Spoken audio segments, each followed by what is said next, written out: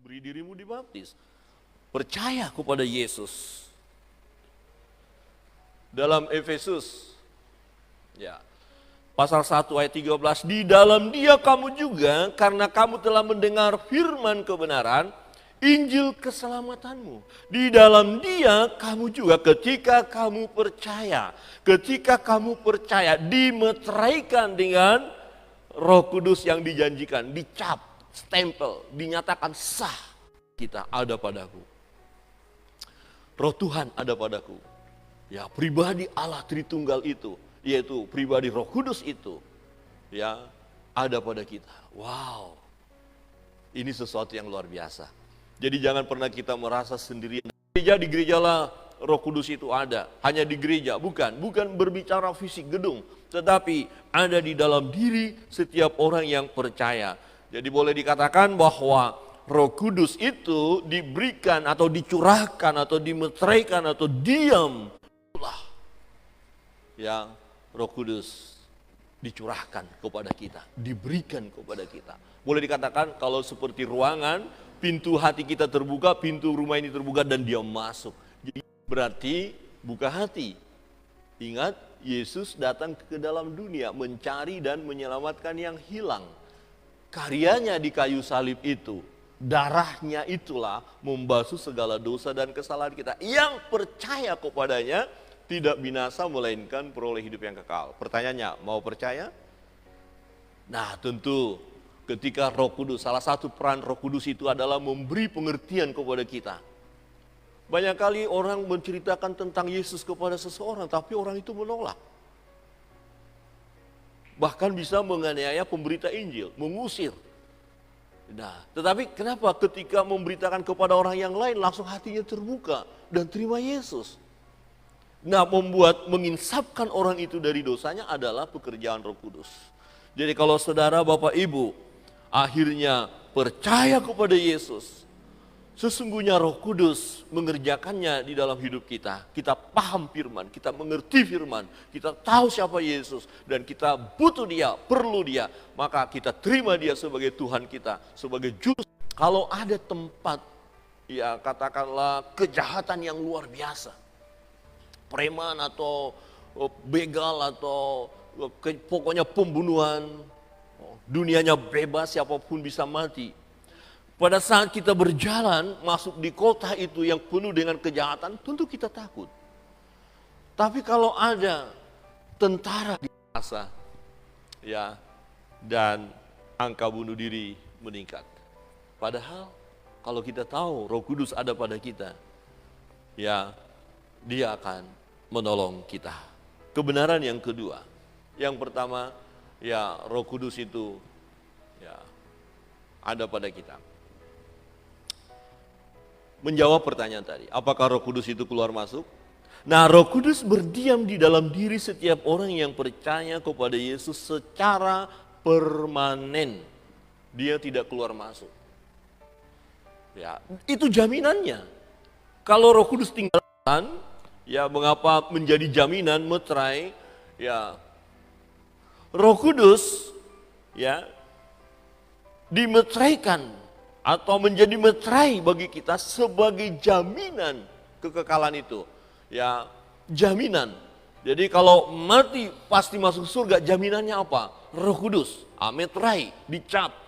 Ya, dalam Efesus pasal 1 ayat 13 sampai 14, di dalam Dia kamu juga ketika kamu percaya, dimeteraikan dengan Roh Kudus yang dijanjikan itu, dan Roh Kudus itu adalah jaminan bagian kita sampai kita beroleh seluruhnya. Ya, ada jaminan daripada Tuhan, ada janji. Janji itu akan kita terima, tetapi jaminannya apa? Roh Kudus, Roh Allah itu sendiri ada pada kita. Nah, dimeteraikan artinya apa? Dimeteraikan, kata meterai di zaman dulu dipakai 3 hal, artinya kepemilikan. Jadi kalau dimeteraikan, dicap ini sebagai milik yang sah. Ya, berarti kita adalah milik Allah. Meterainya adalah Roh Kudus, capnya Roh Kudus. Dan berbicara juga tentang keaslian. Meterai tidak akan bisa dibongkar bangkit ya. Misalnya ditempel, diambil lagi, ditempel lagi. Tidak, sekali ditempel itu sah. Jadi asli. Maka kalau ada surat-surat tanpa meterai diragukan keasliannya. Tapi kalau sudah dimeterai itu berarti asli.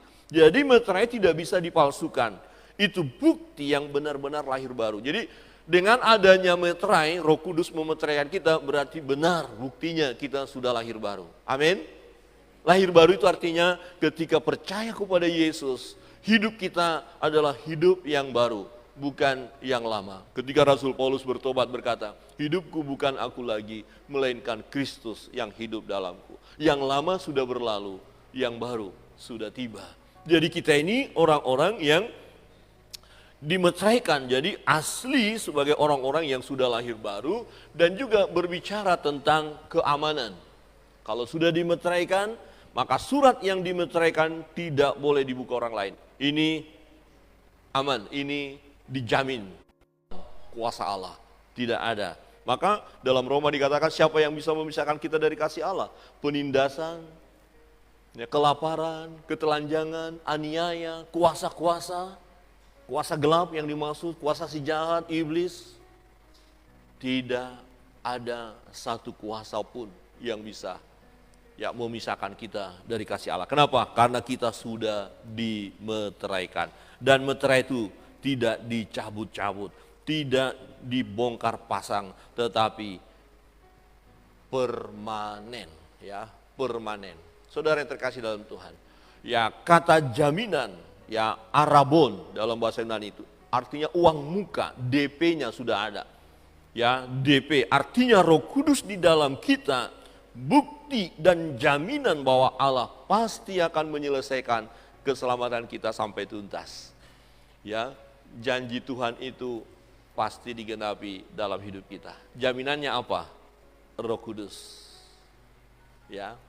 Coba lihat kiri kanan dan katakan, janji Tuhan bagimu pasti tergenapi. Pemeliharaannya kah? Keselamatan. Bahkan ketika Petrus mengikuti Yesus bertanya, Guru, semua kami udah tinggalkan. Apa yang kami peroleh? Apa upah kami? Dan Yesus katakan, kau akan dapat kehidupan yang akan datang dan kehidupan sekarang. Jadi tidak melulu, nanti mati masuk surga. Tapi kemudian bagaimana perjalanan hidup kita sekarang?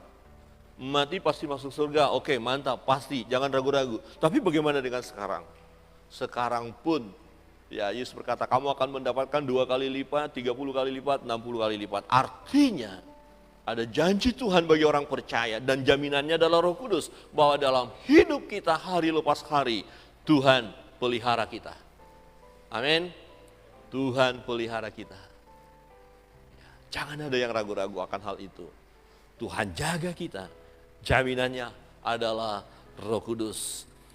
Kalau Roh Kudus itu bisa keluar masuk, berarti jaminannya tidak aman.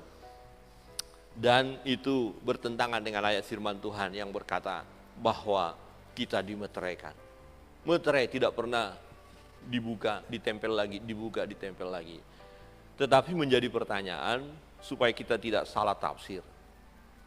Bagaimana dong ketika orang itu jatuh dalam dosa?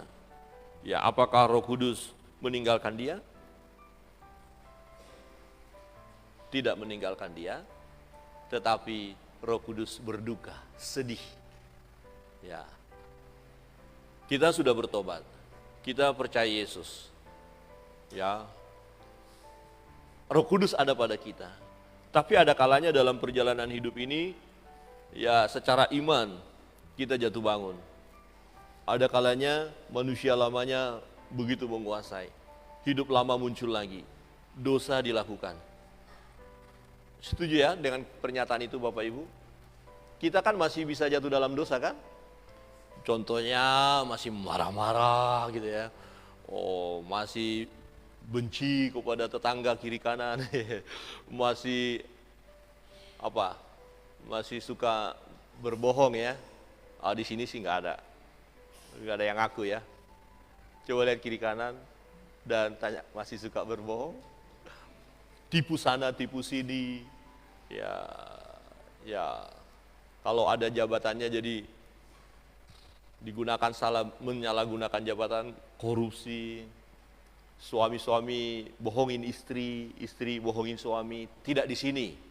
Ya, di sini semua sudah kudus. Ada yang sejuk. Nah, suami bilang, "Iya, kalau begitu nanti saya akan minta maaf sama istri saya akan mengakui." Nah, itu pekerjaan Roh Kudus. Saudara yang terkasih dalam Tuhan, tubuhmu jadi bait Allah yang permanen. Jadi dia nggak pindah-pindah ketika Roh Kudus memeteraikan kita atau kita dimeteraikan oleh Roh Kudus. Memang di dalam perjanjian lama, ya Allah tinggal di bait Allah, ya di gedung itu.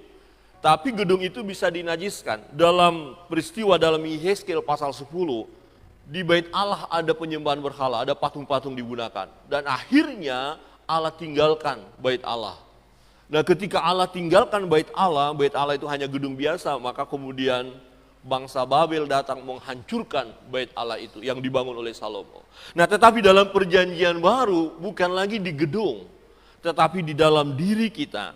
Ya, waktu Yesus mati, tirai bait Allah robek. Ya, nah sekarang Allah tinggal langsung di dalam orang yang percaya.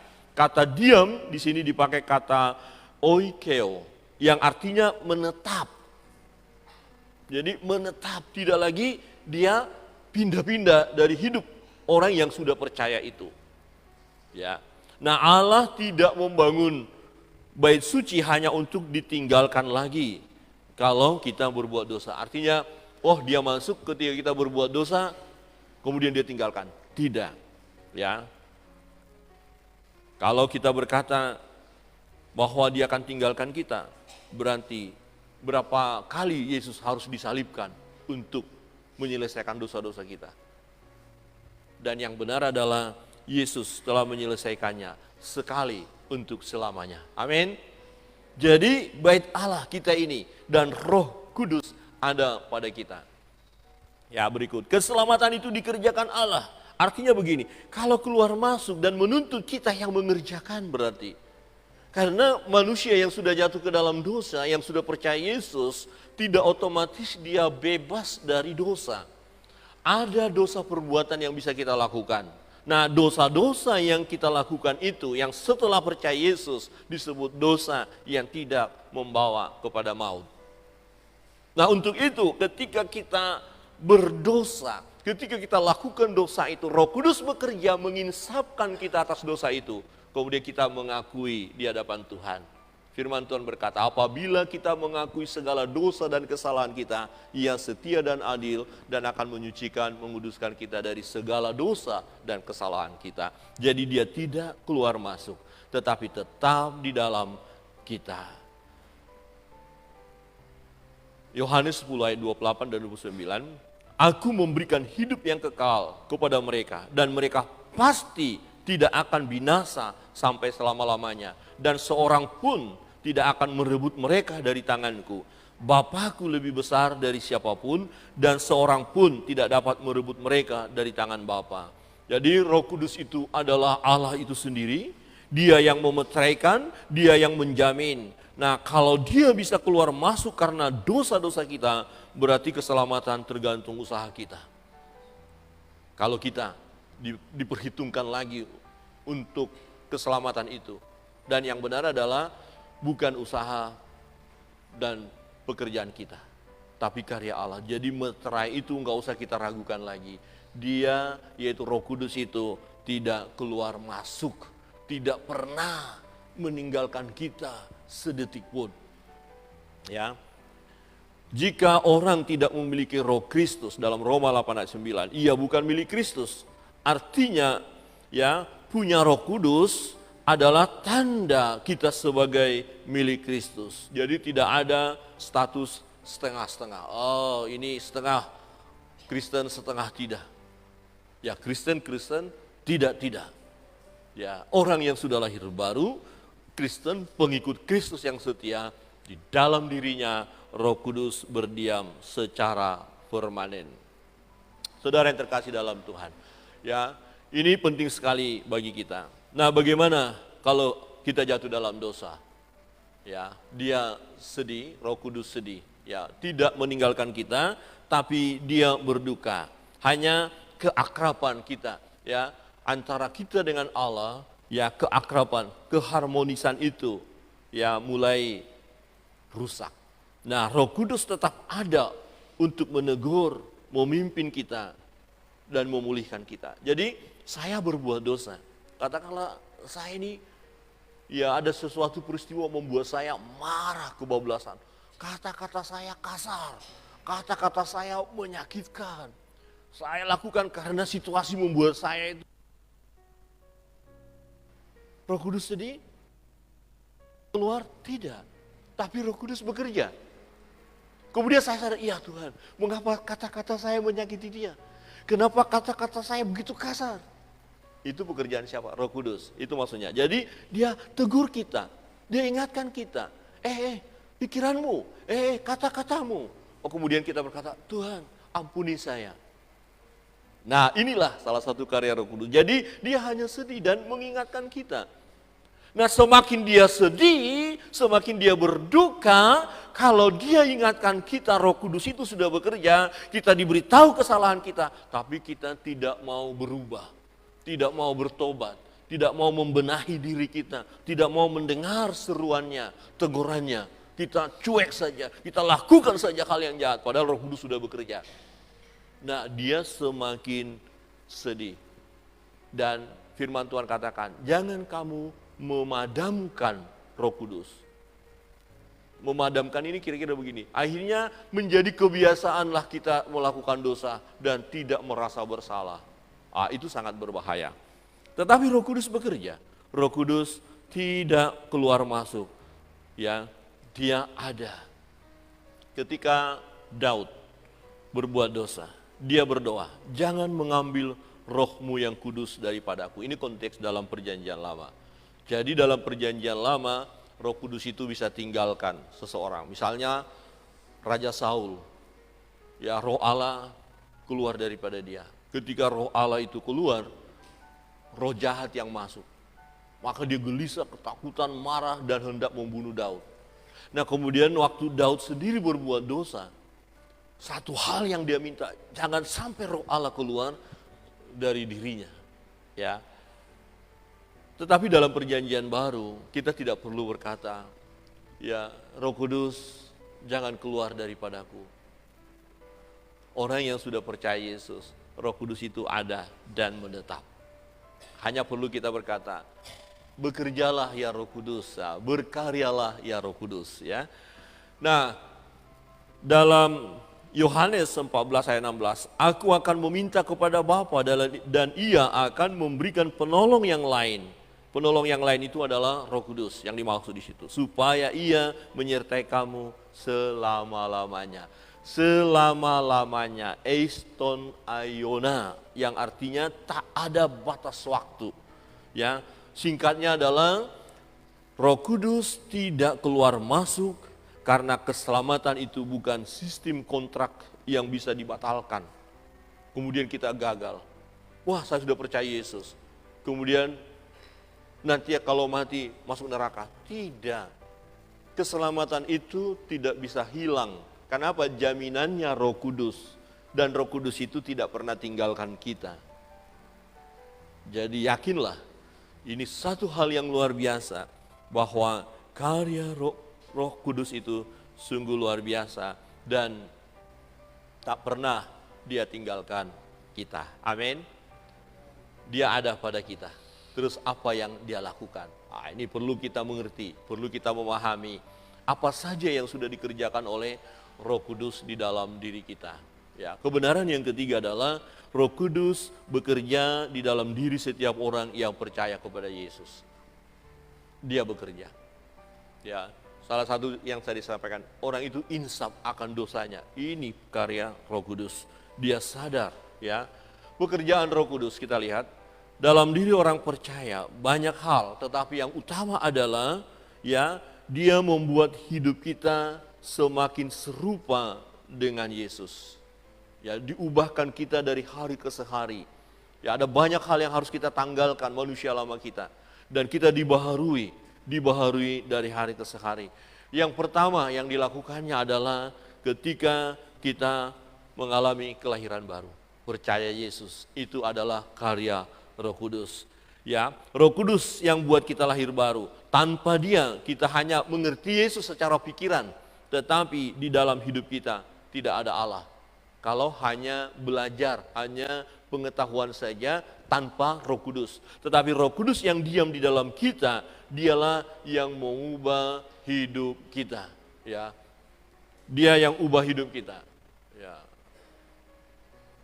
Dari tadinya mati rohani jadi hidup lagi, saudara yang terkasih dalam Tuhan. Hampir semua kita pernah mengalami mati rohani. Jadi orang Kristen, iya, dibaptis waktu kecil, CD, atau dibaptis sudah dewasa, iya. Tetapi hidup biasa-biasa saja. Ya, artinya mati rohani, pernah kita alami. Nah kemudian Roh Kudus bekerja. Kemudian kita mengalami hidup rohani. Ada kepekaan tentang pekerjaan roh itu. Jadi misalnya begini, tadi kita asik dengan satu perbuatan dan kita tahu ini perbuatan dosa. Nah, waktu orang beritahu itu dosa, iya saya tahu dosa. Emangnya kenapa? Ya, itu nggak boleh kamu lakukan. Iya, itu urusan saya. Kenapa? Tetapi ketika Roh Kudus itu bekerja, mulai Dia menggelisahkan hati kita dan terjadilah perubahan. Misalnya kita melihat tadi kan orang itu jahat banget ya, kasar sekali. Pokoknya melakukan hal kejahatan yang luar biasa. Bahkan dia menggunakan kekuatan-kekuatan kuasa gelap. Tapi sekarang kok dia bisa berubah? Kok dia sekarang rajin baca Alkitab? Kok dia sekarang rajin ke gereja? Kok dia sekarang berani ya tampil memuji Tuhan, melayani? Nah, siapa yang mengubah orang itu? Itulah karya Roh Kudus. Jadi kalau saudara, Bapak, Ibu sudah mengalami perubahan itu adalah karena karya Roh Kudus. Amin. Bukan karena kekuatan kita, saudara. Ya, manusia itu pada umumnya ya sukar untuk bertobat karena dia akan lebih terikat dengan dunia. Tapi ketika Roh Kudus bekerja, tidak ada ya yang tidak bisa diubahkannya.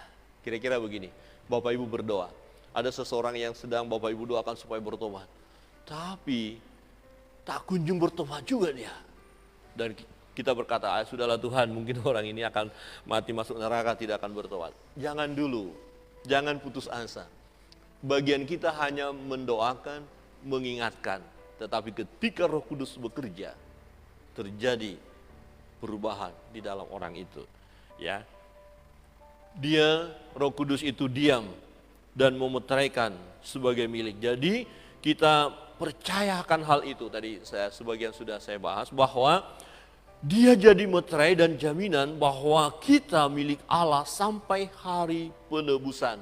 Ya, Dia tidak mampir hanya sekedar mampir itu datang, masuk, kemudian pergi lagi, tidak. Tapi Dia menetap. Itu adalah karya Roh Kudus. Ya. Kemudian Dia menginsapkan dosa. Berjalan atau hendak mau tidur, tiba-tiba, itu pikiran gak bagus. Tak boleh. Nah, itu pekerjaan Roh Kudus. Kemudian harus lepaskan. Buang itu pikiran-pikiran jahat. Nah, kemudian kita berkata, dalam nama Yesus, pikiran jahat lenyap. Amin. Amin. Ya, itu pekerjaan Roh Kudus. Jadi kalau tidak ada Roh Kudus, ada masalah. Karena tidak ada yang mengingatkan. Tidak ada yang mengingatkan. Jadi Roh Kudus itu selalu bekerja. Ya, diingatkan kita. Ada orang berkata, ya saya diingatkan Tuhan. Saya didisiplin oleh Tuhan. Ya, karena Roh Kudus. Tetapi Roh Kudus bekerja. Diingatkan kita akan firman Tuhan. Ya, firman Tuhan berkata, pencobaan-pencobaan yang kamu alami adalah pencobaan biasa. Ternyata jangan ya Bapak Ibu ya. Ya, itu namanya ngambek ya. Biar mati saja. Jangan. Lebih baik hidup bersama dengan Tuhan. Nah, Roh Kudus bekerja di situ. Jadi semakin kita membaca dan merenungkan firman Allah, di situ Roh Kudus bekerja, memberikan pencerahan kepada kita, kemudian kita bisa tenang menghadapi masalah, kita bisa kuat menghadapi tantangan, kita bisa berbahagia walaupun situasi sangat menyedihkan, tetapi kita kuat menghadapinya. Dan ketika ada serangan-serangan ajaran-ajaran sesat, serangan-serangan kuasa kegelapan, kita tidak takut karena Roh Kudus mengingatkan kita akan setiap kebenaran firman Allah yang kita renungkan, yang kita pelajari. Dia memimpin kita, ya, memimpin dan memberikan keyakinan bahwa kita adalah anak-anak Allah, ya. Nah, di dalam Roma pasal 8, kalau Bapak Ibu nanti membaca, diteguhkan di situ bahwa kita adalah anak-anak Allah. Bahkan ketika kita tidak bisa berdoa pun, Roh Kudus akan memimpin kita, ya, untuk menyampaikan segala keluh kesah kita kepada Allah. Ya, Roh Kudus yang membuat kita yakin. Kemudian kita berkata, aku anak Allah. Nah, siapa yang membuat kita begitu yakin bahwa kita adalah anak Allah? Itu adalah pekerjaan Roh Kudus. Semua sebagian dari pekerjaan Roh Kudus itu terlihat dari, ya, perubahan karakter dalam hidup kita. Ada buah roh, ya. Galatia 5 ayat 22 sampai 23. Ini yang dikerjakan seperti yang dulu saya katakan begini. Ada orang tua loh. Ini pengalaman kami waktu kecil. Memang ya orang tua ya begitulah ya. Saking emosinya, dasar. Ya. Ini agak kasar, tapi Bapak, siapa bapaknya? Tunggal itu adalah Roh Kudus. Dia sudah berdiam di dalam kita, yang dia kerjakan, dia menyelamatkan kita, menetapkan kita, mengubah hidup kita, memimpin kita, dan terus membawa kita kepada